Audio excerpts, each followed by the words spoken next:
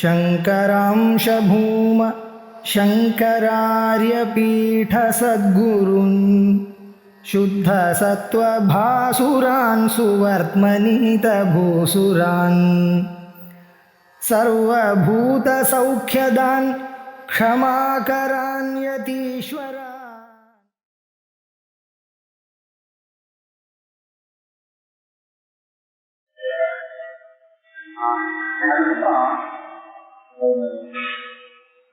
ஒரு 2 ஸ்லோகம் இதில் சொல்றேன். ரொம்ப நல்ல ஸ்லோகங்கள்.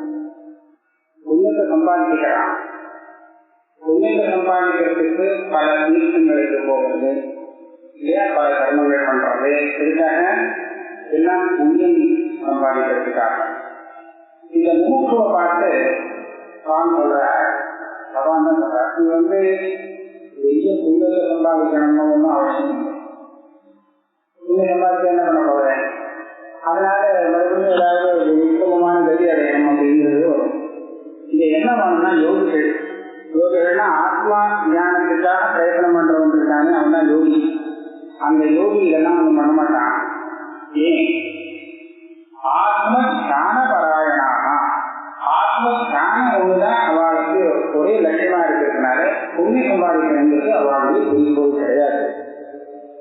எல்லாரும் என்ன நினைப்பானா, ஒவ்வொரு தேவதையும் ஒவ்வொரு இடத்துல இருக்கு அப்படின்னு நினைப்பாங்க.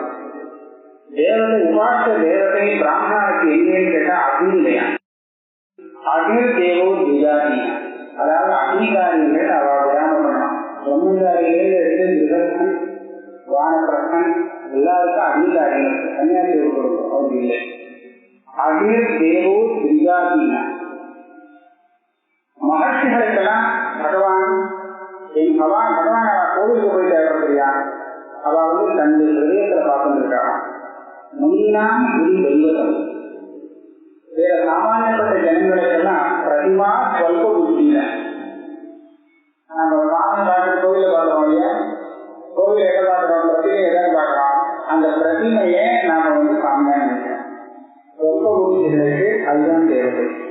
சரி, பிரம்மஞானிக்கு சர்வத்த ரசம் கழிச்சுன்னா பிரதிமையில இல்லை, ஹிருதயத்துல மாத்திரம் இல்லை, அக்னியில மாத்திரம் இல்லை, எல்லாமே பிரம்மத்தை ரூபமாக பிரம்மஞானிகள். அதனால சாமி தரிசனம் பண்றதுக்காக ஒரு இடத்துக்கு போக வேண்டிய அவசியம் வாய்ப்பு. இதுக்காக கோவிலுக்கு போயிட்டு வரேன். அந்த கோவிலுக்கு விஜயதானே தெரியுது. வித்யாசம் பண்ணி பிராமணி கவி ஹஸ்தி சுனிதைவ ஸ்வபாதேக பண்டிதா சமுதிரம் எல்லாத்தையும் பிரம்ம தெரியுது. அதனால அவருக்கு எங்கேயுமே போக வேண்டிய செய்ய வேண்டிய அவசியம் இல்லை. சர்வத்திராவஸ்திதம் சாந்தம் ஜனார்தனம் ஞானச்சக்குரு விஹீனத்வா, ஞானச்சக்குரு இல்லாதவங்களுக்கான அவன் பார்க்க முடியும். கண் இல்லாதவங்க சூரியன் எப்படி இருக்கும் இல்லை, அந்த மாதிரி ஆயிடுச்சு. அதனால ஜாமியுடைய திருஷ்டியில இவனுடைய மனசு எங்கெல்லாம் போறதோ அங்கெல்லாம் பிரம்மமா தான் இருக்கு. எத்திர மனோயாதி தத்திர பரம் பதம் அதுதான் இருக்கு. அதை தவிர்த்து வேற எதுவுமே இல்லை. தத்திர பரம் பிரம்மம் சர்வத்திர சமவஸ்திதம். அதனால நாம கற்றுக்க வேண்டிய விஷயம் ஒன்னே ஒண்ணுதான், நூல் இருக்கு. பாக்கெல்லாம் நன்றி கற்றுட்டு இதுக்கு உபயோகப்படுறோம்னு நினைச்சிருந்தா அது ஆழ்த்த பண்றது அப்படின்னு சொன்னாங்க. இந்த கேள்வி தானியானால் அதுக்கப்புறம் பாருங்க, இதை தெரிஞ்சுக்கிறதுக்கு நம்ம என்ன பண்ணணும், பக்தியை பத்தி சொல்றதுக்காக நான் வரேன். அகம் பிரம்மேதி யஹ சர்வம் ஜானாதி நரசதா அன்யா வயம் இமான் காமான் சர்வாதி சர்வ விக்ரணி. நம்ம நல்லா பார்க்கலாம், ஞானம் வராதவன், ஞானத்துக்காக பிரயத்தனம் பண்ணாதவன் என்ன பண்ணுவான், அவன் என்ன பண்ணுவான், அவனுடைய நடவடிக்கைகள்லாம் எப்படி இருக்கும் அப்படின்னு கேட்டா ஒரே வார்த்தையில சொல்லலாம், அவன் ஆடைகளுக்கு வழிபட்டிருக்கான். எதையாவது அது வேணும் இது வேணும் இது வேணும் அது வேணும் அப்படின்னு காமங்களை வேற சும்மா இருக்க முடியாது. சும்மா ஜானியாவதா இருக்க முடியுமே தவிர இவனுக்கு சும்மா இருக்க முடியாது. அதனால ஏதாவது அது வேணும், ஏதோ ஒரு வேலை வேணும், இதனால என்ன ஒரு பிரயோஜனம், அந்த பிரயோஜனத்துக்காக வேலை நடந்திருக்கும். ஆனா இவனுக்கு அறிவு அகம் பிரம்மேதி எல்லாத்தையும் அவன் தெரிந்து கொண்டானே. ஆனால் அந்த காமனைகள் வருது, அந்த காமனைகள் எல்லாத்தையும் இவன் இல்லாம அழிச்சிருவான். இமான் காமான் அந்யா, இந்த ஞானத்திற்கு ஆசை வருவதற்கு அதுவே விரோதி. இதே வராது. அதான் பிரதாரணம் சொல்றது அகாமயமான நிஷ்காம ஆப்தகாம ஆத்மகாம அப்படின்னு 4 பதவிகளை வச்சு அப்படும். இந்த நேரம் சம்சாரகத்திய நிறைய சொல்லுது. உதாரணம் சொல்லுது, இங்கேயும் காமயமான ஒரு பிரகடத்தை முடிக்கிறேன். இந்த மாதிரி சம்சாரகத்தியில பொருந்து வருவா யாருன்னு கேட்டா ஆசை உள்ளவன் அப்படின்னு. ஆசை உள்ளவன் இங்கே ஆசை இல்லாதவனுடைய கடை ஆரம்பிக்கிறது அப்படின்னு சொல்றேன். அகாமயமான ஆசைப்படாதவன் ஆசைப்படாதவன் அப்படின்னு கேட்டா எவனுக்கு ஆசை ஏற்படையோ அவன் தான். அது யாருக்கு ஆசை ஏற்படாது? யாருக்கு ஆசைப்படும் வஸ்து எல்லாம் கிடைத்து விட்டதோ அவனுக்கு ஆசை வராது. அவன் ஆசைப்படுற வஸ்து எல்லாமே அவனுக்கு கிடைச்சிருக்குன்னா அது ஆசை வரணும். கிடைக்காத வஸ்து தானே ஆசைப்படுவான். அப்ப யாருக்கு அப்படி கிடைக்கும்? அந்த மாதிரி யாராவது இருக்காங்க? ஆத்மா காமமா. யாரு ஆத்மா வேணும் ஆசைப்படணும்? ஆத்மா தானே கருவம். அப்ப இது அவனுக்கு கிடைச்சிருக்குன்னு சொன்னா அவன் மற்ற காமன் எதுவுமே இருக்காது. இனிமேல் அவன் அகாமமா அப்படின்னு விழுகாது. அதே விஷயம் இது சொல்ற அந்த மாதிரி அந்த ஆசை இல்லாத நிலையில ஆத்மஸ்வரூபத்துல நிலைத்து ஒரு அரட்சணம் அல்லது ஒரு க்ஷணம் இருந்தாலும் அது அனாதி காலமாக வந்திருக்கக்கூடிய சம்சார பந்தம், அந்த கர்ம சம்பந்தம் எல்லாத்தையும் விருதுகிறது.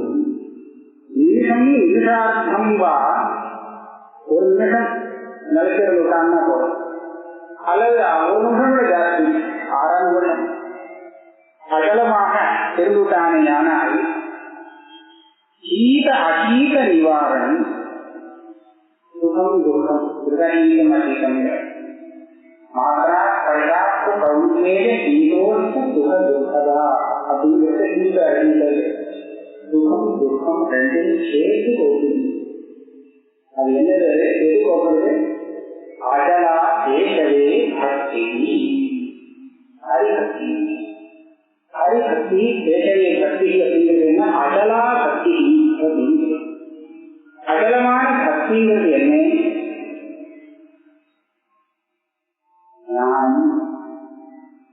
பக்திங்கிறது ஞானப்பொருள். அதாவது ஆத்மநிவேதம் அப்படின்னு சொல்லக்கூடிய அந்த பக்தி இருக்கு பார்த்தா, நவவித பக்தியில அது ஞானத்துல போய் முடியாது. அந்த பக்தியை பக்தி நம்ம வேறு விடாமலை விட சொற்பரூபானுசந்தான பக்தி தெரிவியதை. ஆக அந்த சொரூபத்தை தெரிஞ்சிருந்தாங்கன்னா அதுவே பக்தி. இதுதான் அரை பக்தி. அரின்னு சொன்னா மகாவிஷ்ணு தனியாக வச்சு அந்த பக்தியை சொல்லலை அப்படின்னு சொல்றார். இப்பேற்பட்ட பக்தி இவனுக்கு வாழும் அப்படின்னு சொல்லி சுருக்கமாக அந்த விஷயத்தை தெரிஞ்சுக்கணும் அப்படிங்கிறத நிரூபணம் பண்ற இந்த 3வது அத்தியாயத்துல நம்ம இப்போ 2வது 1, 2ல இருக்கிற விஷயத்தை பார்ப்போம். நமக்கு இப்போ முக்கியமா இந்த இதில் சொல்லக்கூடிய விஷயம் என்னங்கிறது தெரியுது. கேள்வி கேட்கும் போதே இதான் பற்றி சொல்ல போறார் அப்படிங்கிறது கேள்வியிலேருந்தே நாம தெரிஞ்சுட்டாச்சு. அந்த கேள்வியிலேருந்து தெரிஞ்சுக்கிறத அதை மாத்திரம்தான் தெரிஞ்சுக்கணும். அதுக்கு மேலே இன்னும் நிறைய தெரிஞ்சுட்டு நம்ம பெரிய வித்வானாங்கிற அவசியம் இல்லைங்கிறதையும் உங்களுக்கு உபதேசம் பண்ணியாச்சு. அதனால இப்ப சில சாதனங்கள் என்னங்கிறத பார்த்தோமானால் நமக்கு அந்த வேதாந்த விஷயம் இதற்கு பூர்ணமாக இருக்குங்கிறது நிஜமாக ஒரு உதாரணம். மோட்சம் அப்படிங்கிறது ஜீவ பரமாத்மாவும் ஐக்கியம். ஜீவாத்மா பரமாத்மாவாக இருக்கிறான் அப்படின்னு சொல்றதுதான் ஐக்கியம்னு சொல்றது. இதுதான் கொஞ்சமாவது வேத திருஷ்டி இருந்தால் அது பந்தம். இதை நாம நிரூபணம் பண்றதுக்கு அர்த்தாரூப அபவாதாம் நிஷ்பிரபஞ்சம் பிரபஞ்சது. இதை நம்ம எப்படி நிரூபணம் பண்ணுவோம்? இவர்கிட்ட ஜீவபாவம் இருக்குங்கிறத உண்டாக்கி அதனால அந்த சம்சாரத்தை காண்பித்து எதுவுமே இவங்கிட்ட இல்லை அப்படின்னு சொல்லி நிரூபணம் பண்றதுனால அர்த்தாரூப அபவாதத்தினால இந்த விஷயம் இறுதியாக ஒரு ஸ்லோகம் இது இருக்கு. இந்த ஸ்லோகத்தை பார்த்தா நமக்கு ரொம்ப வித்தியாசமா தெரியும். ஆனா வியாக்கியானம் பண்ணிக்கிறது வித்தியாசம். காசி முகம் ககாராந்தம் உகார சேதனா கிருதி மகாரஸ்ய லுப்தஸ்ய கோஷ சம்பதிபத்யதே. காசி முகம் ககாராந்தம் உகார சேதனா கிருதி. காசி அர்த்தம் காசி பெண்காகம் அதனுடைய முகம் இந்த மூன்று அர்த்தம் வரும். அது ககாராந்தம் புரியல, சுத்தமா புரியல.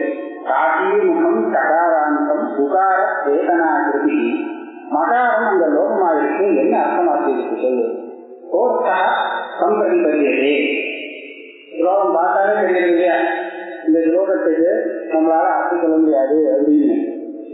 கௌடபாதாச்சாரியார் அர்த்தம் சொல்றார். கஞ்ச அகஞ்ச காகே காக அப்படிங்கிறத க அக அப்படின்னு பிரிச்சுட்டாங்க. கம்ங்கிறது என்ன? கம்னா அகம் அப்படிங்கிறது என்ன? இந்த சுகத்துல வேற விபரீதமா இருக்கிறது துக்கமும் இல்லையோ. இந்த சுகம் துக்கம், இந்த சுகமும் துக்கமும் ரெண்டும் எவனுக்கு இருக்கோ அவன் தான் காசி. ரெண்டும் யாருக்கு இருக்கோ அவன் கஞ்சின்னு சொல்ற மாதிரி கனின்னு சொல்ற மாதிரி சுகம் துக்கம் இது ரெண்டையும் உடையவன் அவனை காசி. யாரது? ஜீவகா அவித்யா பிரதிபிம்பகா. அவித்யில பிரதிபிம்பத்தை சைத்தன்யத்தை ஜீவன் சொல்லுவோம். அவன் காசி. அவன் சுகமும் உண்டு துக்கமும் உண்டு இது ரெண்டையும் உள்ளவனாக இருக்கிறான். சந்தோஷம். இப்ப அவனுடைய முகம்னா என்னது? சத்திய முகம் முகஸ்தானியம் பிம்பூதம் பிரம்மா. கண்ணாடியில பிரதிபிம்பம்னு சொன்னா அதுக்கு பிம்பம் நம்மளுடைய முகம் தானே. நம்ம முகத்தை கண்ணாடியில பார்க்கும்போது நம்ம எதை பார்க்கிறோம்? பிரதிபிம்பத்தை பார்க்கிறோம். அப்படின்னா நெஜ முகம் இது நம்ம முகம் தான். ஏன் இது அந்த பிரதிபிம்பமா தெரியுது. அப்ப இந்த காட்சி ஒரு பிரதிபிம்பமாக இருந்தால் சுகதுக்கத்தை உடைய ஜீவன், அப்ப அவருடைய அந்த முகஸ்தானத்தில் இருக்கக்கூடியது பிரம்மம் இல்லையா, அதை காட்சி முகம். ஆச்சரியமா இருக்கு. கஷ்டப்பட்டு வியாபாரச்சாரியார் நிர்மாணம் பண்ணிக்கலாம், புரிஞ்சுக்கிறது கஷ்டமா இருக்குது அப்படின்னு. சத்தியமுகம் முகஸ்தானியம் பிம்பபூதம் பிரம்மா தத் பிரதிபாதகம் எது ககாராந்தம். முகம் இத்தேகத்து காக்காட்சியாயன அக்கராது சம்பந்தது. இதை சொல்லக்கூடிய ஒரு இன்னொரு முகம் இருக்கு, ககாராந்தமான முகம். ததாக சப்தஸ்லேஷா முகபூத ககாரஸ்ய காசி இத்தியஸ்ய பிராதமிக ககாரஸ்ய. ககார காசி கங்கிற முதல் அக்கரம் இருக்கு. இதை முகம் முகம்னு ஆரம்பத்தில் சொல்றது உண்டு. முகம்னு நம்ம முகத்தையும் சொல்லலாம், ஆரம்பத்துக்கும் முகம் அப்படின்னு ஒரு பேர் உண்டு. ஆக காசிங்கிறதுல முதல்ல சொல்லப்பட்ட ககாரம் இருக்கு, அதுதான் காசி முகம். அதையும் இங்க சொல்லியிருக்காராம். அதே அந்தம் அந்திமம் இது அக்ஷரம் அகாராத்மம். அதுல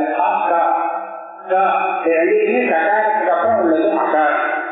இந்த அகாராத்மம் இது எதை சொல்றதுன்னு கேட்டா பஞ்சீகிருத பஞ்சமஹாபூதானி சர்கார்யாணி சர்வம் விராஜித்யதே ஏகஸ்தூல சரீரம் ஆத்மனஹ ஆரம்பிச்சு இந்த பஞ்சீகரணத்துல உள்ள இருக்கோ இல்லையோ, அங்கதான் இதெல்லாம் இருக்கு பஞ்சீகரணங்கிற புத்தகத்துல.